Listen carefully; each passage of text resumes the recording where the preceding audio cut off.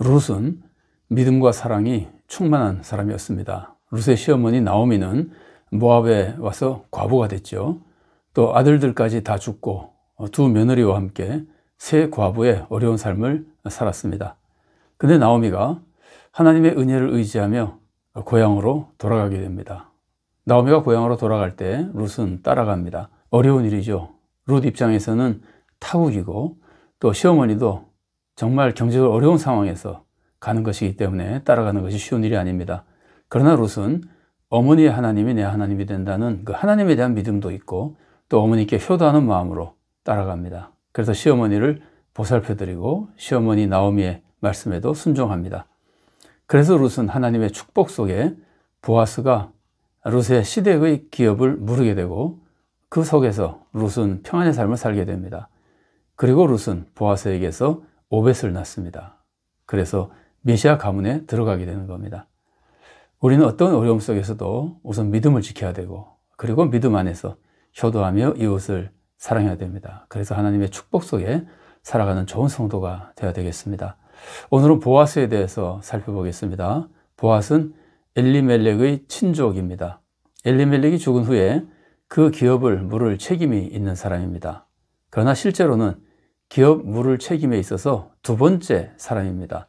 보아스보다 먼저 기업을 물을 친족이 있었습니다. 그런데 그 첫 번째로 기업을 물을 자격 있는 친족이 기업을 무르지 않기 때문에 보아스가 그 기업을 무르게 됩니다. 보아스는 또 유력한 사람이었습니다. 밭도 있었고 많은 시종도 있었고 또 많은 사람들이 그의 밭에서 이삭을 주었습니다. 룻기 2장 1절 말씀입니다. 나오미의 남편 엘리멜렉의 친족으로 유력한 자가 있으니 그의 이름은 보아스더라. 또 보아스는 율법을 잘 지키는 사람이었습니다. 친족의 기업을 무르는 그 율법을 잘 지키고 그 사명을 잘 감당했습니다. 보아스가 자기 욕심 때문에 물은 것 같지는 않습니다. 또한 보아스가 룻에 대한 정욕 때문에 물은 것도 아닌 것으로 보입니다. 왜냐하면 보아스는 꼭 자기가 먼저 기업을 물으려고 욕심 부리지 않고 순서를 지키며 순서가 먼저인 친족에게 기업 무르는 것을 먼저 물으라고 양보합니다. 기업을 사실 물으면은 그 기업이 친족의 이름으로 돌아가기 때문에 물은 사람 입장에서는 손해가 될 수도 있습니다. 그래서 첫 번째 순서였던 사람이 기업을 무르는 것을 포기하게 되죠. 룻기 4장 6절 말씀입니다. 그 기업 물을 자가 이르되 나는 내 기업에 손해가 있을까 하여 나를 위하여 무르지 못하노니 내가 물을 것을 네가 물으라. 나는 무르지 못하겠노라 하는지라. 그런데 보아스는 손해를 각오하고 율법을 지키는 마음 그리고 친족을 사랑하는 마음으로 기업을 무르게 되는 겁니다. 룻기 4장 9절과 10절 말씀입니다.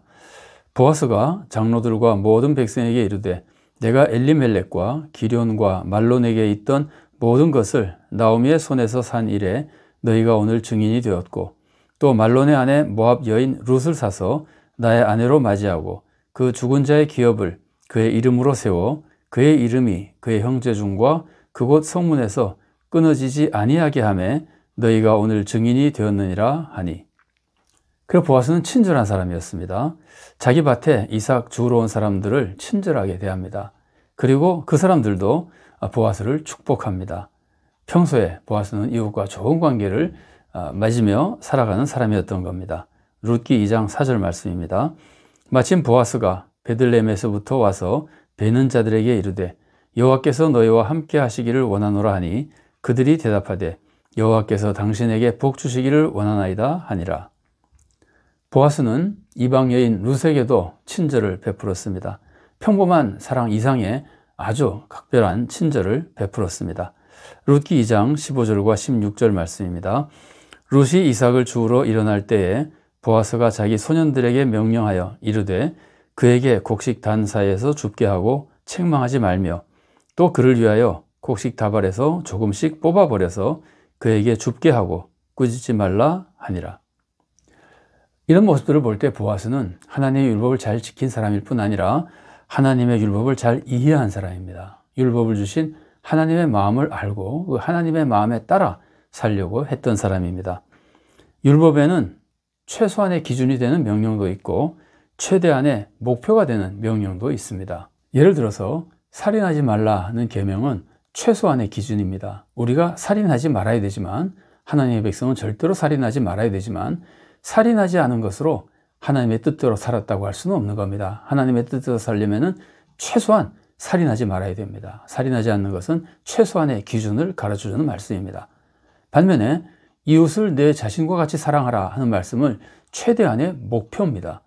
사람은 타락한 이후에 이기적이 되어서 정말 이웃을 내 자신처럼 사랑할 수가 없습니다. 그러나 하나님의 백성은 그런 삶을 살아야 한다는 하나님의 뜻에 따라 그것을 최대한의 목표로 삼고 살아가야 되는 겁니다. 그런데 우리는 최소한의 기준을 지킨 것만으로 율법을 다 지켰다고 착각하기가 쉽습니다. 예를 들어서 예수님을 찾아갔던 부자 청년의 모습 보십시오. 부자 청년도 이런 착각의 모습을 보여주고 있습니다. 마태복음 19장 18절부터 20절까지의 말씀입니다. 이르되 어느 계명이오니이까? 예수께서 이르시되 살인하지 말라, 간음하지 말라, 도둑질하지 말라, 거짓 증언하지 말라, 내 부모를 공경하라, 내 이웃을 내 자신과 같이 사랑하라 하신 것이니라. 그 청년이 이르되 이 모든 것을 내가 지켰사온데 아직도 무엇이 부족하니이까? 예수님이 계명을 설명해 주니까 부자 청년이 다 지켰다 그러잖아요. 실제로 이 계명들 중에 부자 청년은 실제적인 살인, 실제적인 간음, 실제적인 도둑질 같은 건 아마 안 했을 겁니다. 계명을 잘 지켰다고 말하는 것을 볼 때 그 정도 악은 행하지 않았을 겁니다. 또 부자 청년이 적어도 자기 기준으로는 거짓말도 아마 안 했을 것 같고 부모님도 공경했을 것 같습니다. 그리고 자기 기준으로는 이웃을 사랑했을 것 같습니다. 그냥 생각해 보십시오. 정말 예수님 말씀처럼 이웃을 자기 자신처럼 사랑했을까요? 사람이 이웃을 정말 자기 자신처럼 사랑하면 자기의 소유를 다 이웃에게 줄 수 있는 겁니다. 예수님이 부자 청년에게 내 소유를 다 팔아서 가난 사람에 나눠주라고 하신 말씀 속에는 이런 것을 지적하는 의미도 있다고 볼 수 있습니다. 부자 청년은 최소한의 것을 하고 모든 계명을 다 지킨 것으로 착각하고 있었던 겁니다.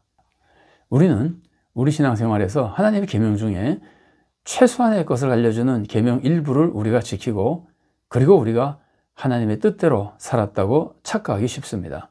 심지어 한국의 성도들 중에는 술 마시지 않은 것만으로 하나님의 뜻대로 산다고 착각하는 경우가 있습니다. 물론 술 마시지 않는 거 좋습니다. 좋은 일입니다. 그러나 그것 하나 안 했다고 해서 하나님의 계명 다 지킨 건 아니잖아요. 그런데 조금의 어떤 계명 지킨 것만으로 자기는 하나님의 뜻대로 산다고 착각하는 실수를 많이 저지르게 되는 겁니다. 그래서 예수님께서는 산상설교에서 율법을 완전케 한다고 하시면서 온전한 율법의 의미를 가르쳐 주신 겁니다.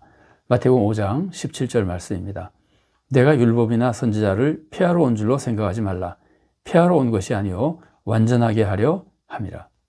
보아스는 율법을 최소한의 기준만으로 지키는 사람이 아니었습니다. 율법의 목적을 이해하고 율법을 주신 하나님의 마음을 알고 정말 하나님의 마음에 맞는 하나님의 뜻대로 살려고 노력한 사람입니다. 물론 완벽하지는 않았지만 그렇게 살려고 노력했던 사람입니다. 그래서 보아스는 율법의 의무 이상으로 이웃에게 친절을 베풀고 사랑을 베풀었던 겁니다. 룻과 엘리멜렉 집안에 대해서도 보아스는 이렇게 친절을 베풀었던 겁니다. 자, 율법 보십시오. 율법에는 밭 모퉁이까지 추수하지 말고 땅에 떨어진 이삭을 줍지 말라 그럽니다. 왜냐하면 가난한 이웃이 그 이삭을 주어서 살아갈 수 있도록 돕기 위해서입니다. 레위기 19장 9절과 10절 말씀입니다. 너희가 너희의 땅에서 곡식을 거둘 때에 너는 밭 모퉁이까지 다 거두지 말고 내 떨어진 이삭도 줍지 말며 내 포도원의 열매를 다 따지 말며 내 포도원에 떨어진 열매도 줍지 말고 가난한 사람과 거류민을 위하여 버려두라. 나는 너희의 하나님 여호와이니라. 가난한 사람들을 도와주기 위해서 하나님께서 최소한의 이렇게 계명을 주신 거거든요. 근데 보아스는 가난한 과부 룻을 위해서 곡식을 흘려주게 합니다. 계명에 곡식을 흘려주라는 건 없거든요. 근데 하나님의 마음, 가난한 사람을 잘 살아갈 수 있도록 도와주라는 하나님의 마음을 알았기 때문에 보아스는 이런 사랑의 행동을 할 수 있었던 겁니다. 또 그냥 주지 않고 곡식을 이렇게 흘려준 거는 그냥 주어서 구제를 하면은 받는 사람 입장에서 명예를 손상받을 수도 있거든요. 그러니까 보아스의 입장에서는 룻의 명예도 최소한 존중하고 물질적인 도움도 주려고 했던 정말 하나님 마음에 맞는 사랑의 삶을 살았던 사람이었습니다. 자, 룻기 2장 16절 말씀 보십시오. 또 그를 위하여 곡식 다발에서 조금씩 뽑아버려서 그에게 줍게 하고 꾸짖지 말라 하니라. 보아스는 이렇게 율법의 본 뜻을 이해하고 하나님의 마음을 이해하고 하나님의 마음으로 사랑의 삶을 살려고 노력했던 사람입니다. 그래서 보아스는 엘리멜렉 가문을 위해서 기업을 무르고 또 말론의 가문을 위해서 엘리멜렉의 아들이죠. 말론의 가문을 위해서 룻과 결혼까지 했던 겁니다. 그래서 결국 보아스는 다윗의 선조가 되고 메시아 가문에 들어가는 축복을 받게 되는 겁니다. 물론 이 모든 것이 하나님의 은혜입니다. 그러나 보아스가 기업 무르는 것을 거부했다면 하나님이 예비하신 이 축복을 보아스는 받을 수 없게 되는 겁니다.